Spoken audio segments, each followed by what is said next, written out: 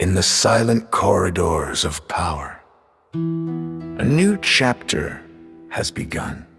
The 27th Amendment, a constitutional stroke that changed the map of Pakistan's politics, its judiciary, and its future. One signature, and the balance of the state shifted forever.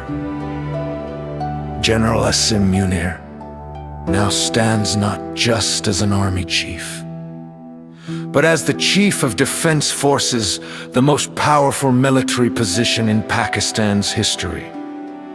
The post of Chairman Joint Chiefs gone, a new centralized command created, and with it, a power that reaches beyond the battlefield, deep into the machinery of the state.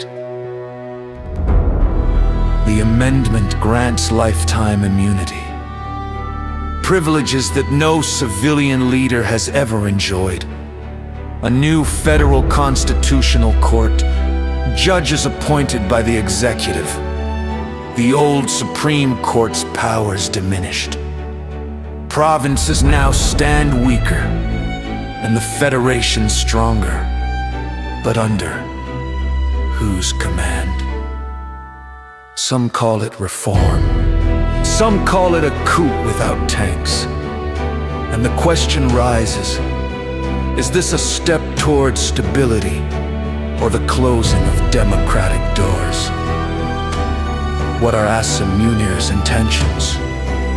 Consolidation of power, reshaping the state, a legacy that outlives his tenure, or an era where the military stands above all.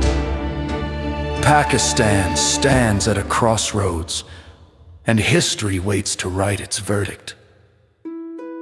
This is the story of power, the story of silence, the story of a nation reshaping itself, the 27th Amendment, and the mystery behind General Asim Munir's next move.